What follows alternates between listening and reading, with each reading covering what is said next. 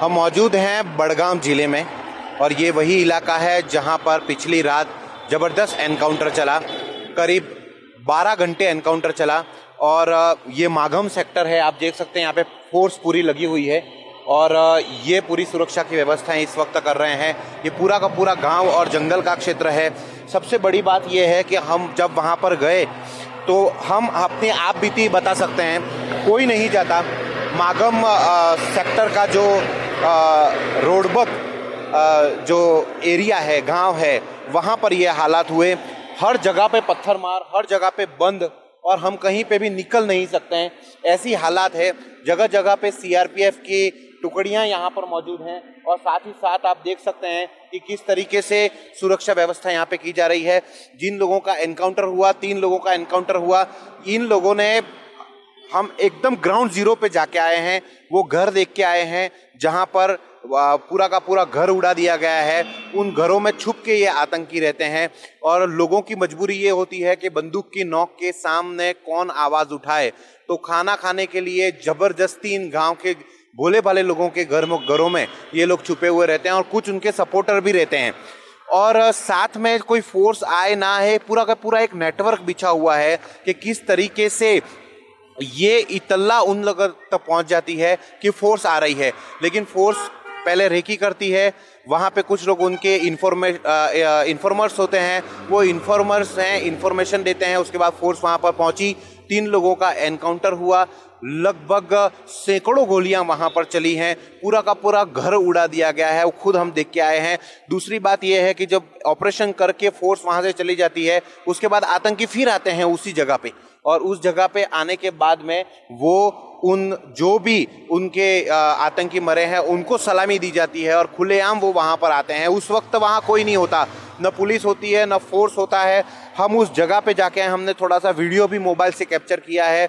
भारी तादाद में लोग इकट्ठे होते हैं और उसी तरीके से उन्हें शहीद की उपाधि दी जाती है और उनको जो है वहाँ पे सलामी दी जाती है। तो कुल मिलाकर जो लोकल सपोर्ट है यहाँ का, उसकी वजह से आतंकवाद कहीं ना कहीं बढ़ रहा है और यही वजह है कि हमारे फोर्स, हमारे जो जवान हैं वो लगातार यहाँ पर लगे हुए हैं, हर जगह पर लगे हुए हैं। तो ये जो पूरा सेक्टर है, बड़गाम सेक्टर, ये अमरनाथ यात्रा पर जो पहला हमला हुआ उसके बाद जो है ये फोर्स का पहला बदला था। तीनों आतंकवादियों को ढेर कर दिया गया है और उसके बाद में पूरा इलाका टेंस है। यानी कि बड़गांव नरबल चौक हम जाके आए जहां पे पूरी तरीके से बंद है। पत्थरमारों को हमने देखा और साथ ही साथ हमने ये भी देखा कि किस तरीके से भारी तादाद में लोग वहां पर उस घर के बाहर इकट्ठे हुए हैं जहां पर इन तीनों आतंकवादियों को मार गिराया गया है। तो कुल मिलाकर अभी भी सर्च ऑपरेशन जो है वो लगातार चालू है। हर घर के पास में आप देख सकते हैं कि हर घर के बाहर जो है वो एक जवान जो है वो तैनात है, हर छत पर तैनात है। आप इस तरफ भी देख सकते हैं, हर जगह पे जो है वो सिक्योरिटी फोर्सेस जो हैं वो लगी हुई हैं। लेकिन अंदर जो गांव में हो रहा है वो तस्वीर हम आपको वीडियो के द्वारा नहीं दिखा सकते हैं क्योंकि वहां से गुजरना ही बहुत ज़्यादा मुश्किल है। वहां से गुजरना ही अपने आप में बहुत बड़ा चैलेंज है। वो चैलेंज हम पार करके आए हैं और उस आतंकवादियों के घर में जाकर हम देख के आए हैं कि आखिर क्या हालात हैं। तो सबसे पहले एनकाउंटर होता है, एनकाउंटर होने के बाद में फोर्स वहां से जब निकल जाती है तब आतंकवादी फिर उसी जगह पे आते हैं और उसी जगह पर आकर उन्हें फायरिंग करके वहां पे उनको सलामी दी जाती है। उन आतंकवादियों की जो मौत हुई है उनको शहादत बताया जाता है। वहाँ पे लोगों का ब्रेन वॉश किया जाता है और फिर वहाँ पर लोगों को डराया धमकाया जाता है कि अब अगली बार किसी ने अगर इन्फॉर्मेशन दी तो उसकी खैर नहीं है। तो भोले भाले लोगों को जो है वो कहीं ना कहीं निशाना बनाया जाता है।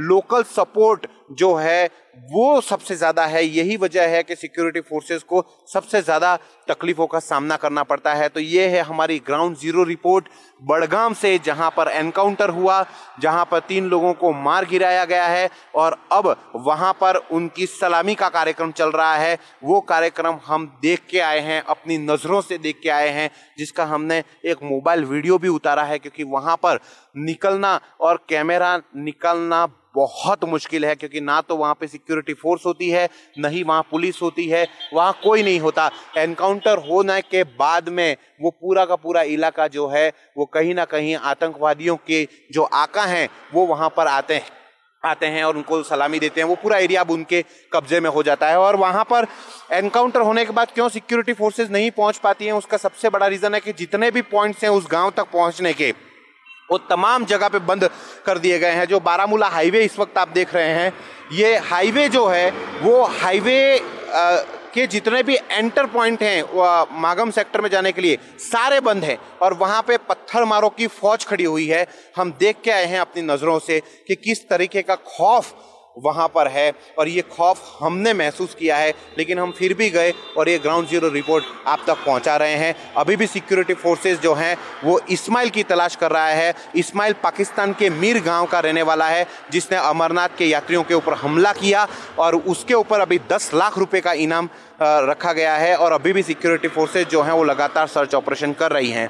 कैमरामैन युधिष्ठिर लोहार के साथ विवेक कुमार भट्ट, बड़गाम मागम सेक्टर।